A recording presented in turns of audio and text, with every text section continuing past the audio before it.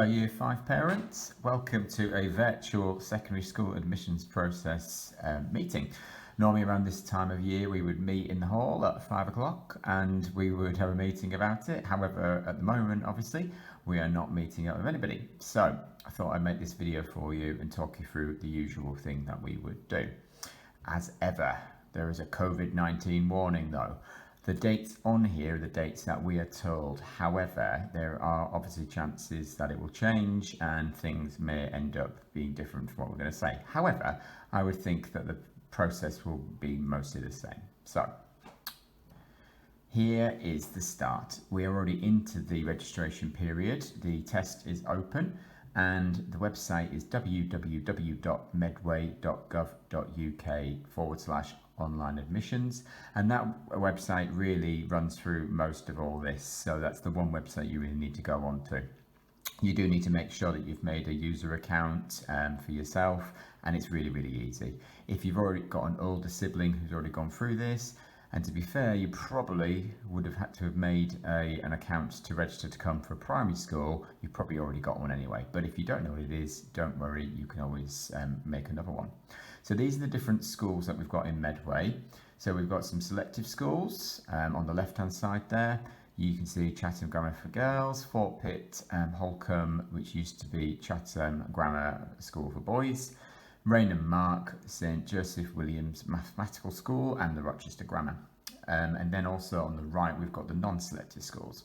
So if you are wanting your child to go to a selective school, then this is when you would need to do the Medway test.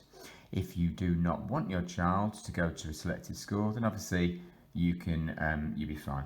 There are obviously exceptions though. You can see here on the right hand side we've got Brompton Academy, we've got the Strood Academy, and we've got the Victory Academy, and they do something called fair banding testing, which we will talk about later.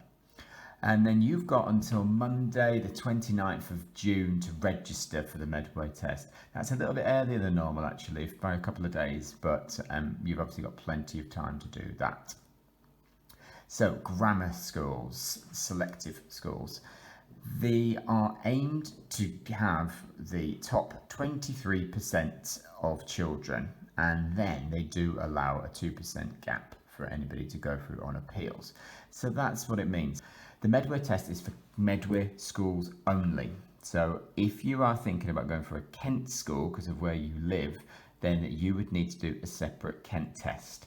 And the situation is very similar to what we will talk through here, but obviously you'd go through the www.kent.gov.uk website.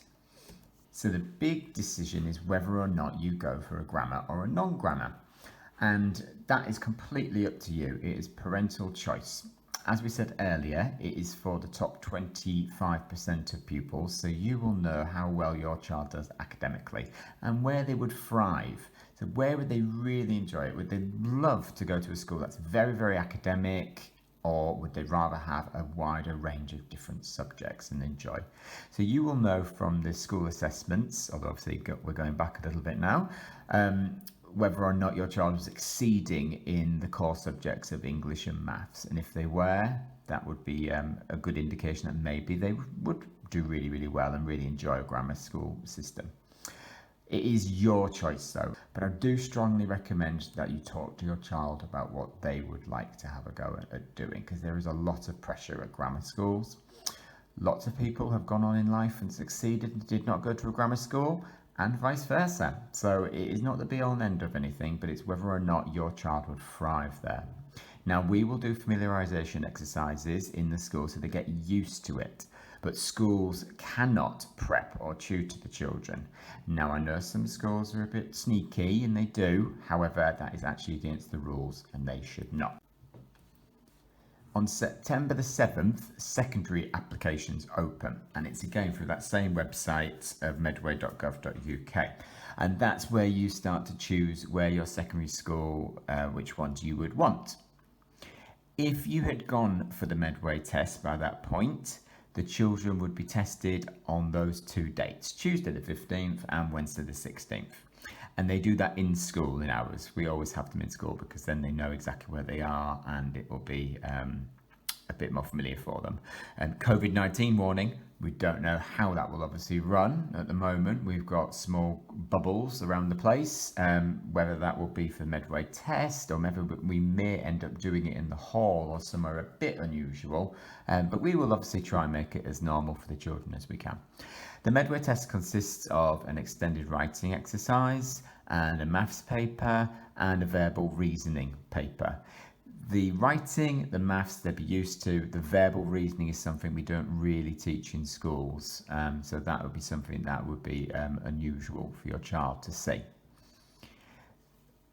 On Monday, the 5th of October, you would get a decision letter posted. And I think these days you have to apply online. There is no paper anymore, but you'll get an email sent through. It's after 4 o'clock. That really is after, okay? So do not waste your time sitting on your phone or your email clicking at 4:01, because sometimes it does take hours to come through. And so don't really stress yourself out. As you can see, what they do is they turn all the tests scores and they turn them into what they call a standardized score. So they double the score that you get in extended writing, and they double the score that you got in your maths, and then they add that to the verbal reasoning standardized score, okay? And that gives you an overall standardized score. And you can see down on the right there what the pass marks are. The maximum you get is 140, and over the years it actually is going down, you'll notice. So in 2015 you needed to get 525, and each year it's sort of chipped away. So last year all you needed was 490 to pass and be suitable for selective education. Now, if when you've got that decision, you obviously is not the one that you hoped for and the one you wanted, you can review, and you've got a short window to do that. That's up to Monday the 12th of October. I won't go into it too much because the review process is quite simple, but what I would say is that if on that date you do not get the news that you wanted, then you come in and speak to one of us and we will talk you through. It is parental choice again, so we would let you know and we would talk through the scores, and possibly if there's a very, very wide difference in scores, what we think that would mean. But again, it is up to you as parental choice, and so you would be able to review that decision. It's no guarantee, obviously, but you can give it a go. So these dates from the 7th is when it opens, and you've got until the 2nd of November to get that applications done. It's really, really important to visit the schools with your child because it's them who's going. And as a parent of a secondary school child, you have very little involvement as a parent. It's very, very different to primary. I know nothing pretty much of my daughter's school. And so it's really important that you go and see them, but they are involved as well because it will be them that go through most of it. Most of them seem to be around October and September. And the way you find the information, the dates out, is going to that same medway.gov.uk website, and that will tell you when the schools are doing it. You are allowed to go out of school for us, presuming we are in school at that point. You will be fine to go. We just mark it as a code that doesn't affect your attendance, so you won't lose your 100% attendance or anything like that. And then you can come back after you've visited and join the school as normal. So we talked earlier about fair banding testing. So these 3 schools do what they call fair banding testing. It is a test, as the name gives, and again, as the name suggests, it's designed to try and be fair. So what the schools are looking for is an equal balance of abilities. So it's almost in a way opposite to the Medway test, where they're looking just for the top 25%. This one is looking for children of a range of abilities to make it nice and fair. So Brompton, Strood and Victory Academies all do it. Brompton Academy, you've got to register, and that opens on Monday the 15th of June. I could not see though when the actual testing is, but I'm sure on the website somewhere it would tell you obviously once you've registered.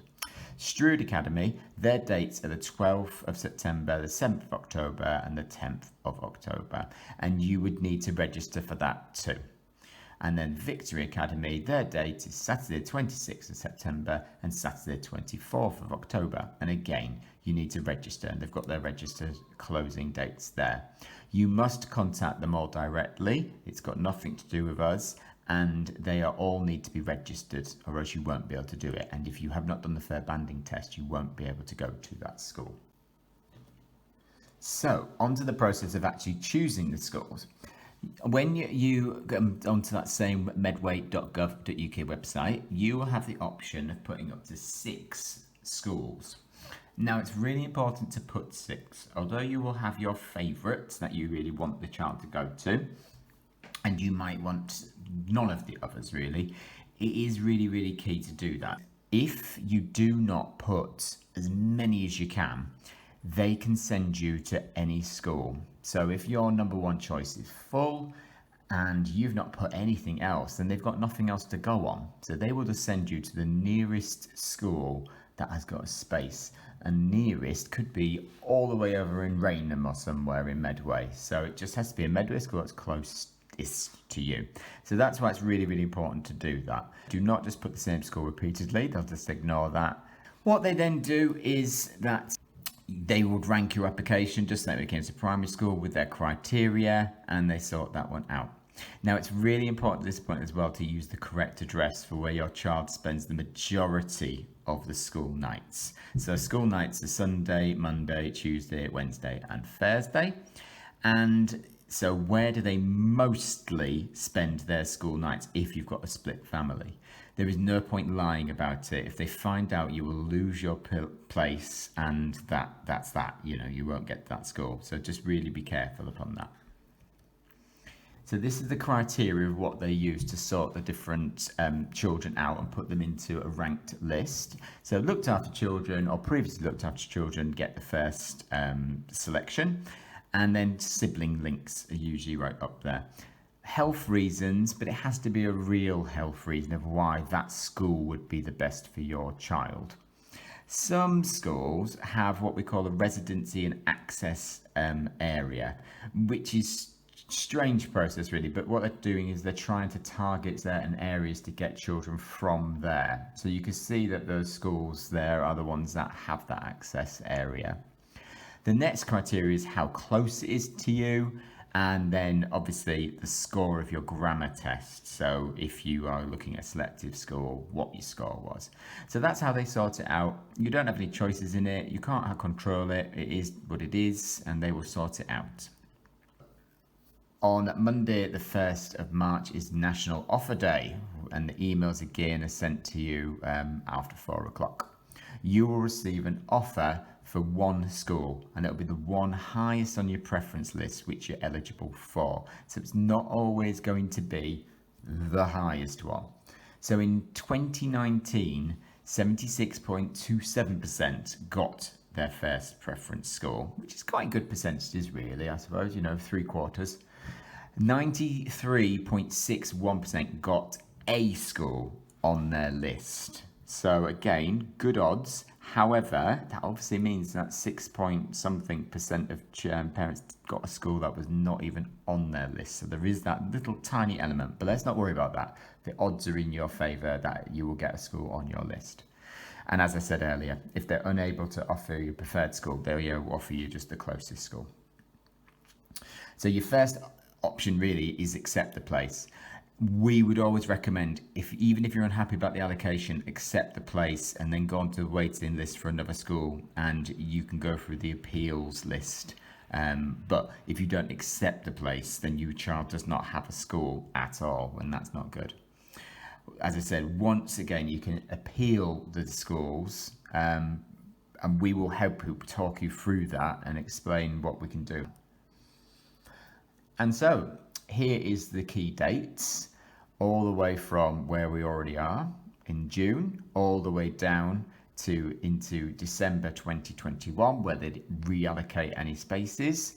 And what I will do is we will save this for you, just as a little sheet you can download so you can keep it on your fridge or somewhere where you keep an eye on it, and that way it will be nice and safe and you won't miss any dates. As a school, we do text you out as much as we can, and we'll send you reminders and things, so hopefully you won't miss anything. And so that's it. It is quite straightforward. Once you've made your user accounts, it is pretty much which school feels the best for you, and then completing the forms, which are quite straightforward. Obviously, if you've got any questions, we're there for you. admissions@oaklands.medway.sch.uk is the best email to use. That'll come through to Mrs. Core in the office, who will be able to help you. Obviously, we've got our phone number, and then if you've got any quick questions, you can use either the Twitter or the Facebook to message. But you will be fine, I am sure.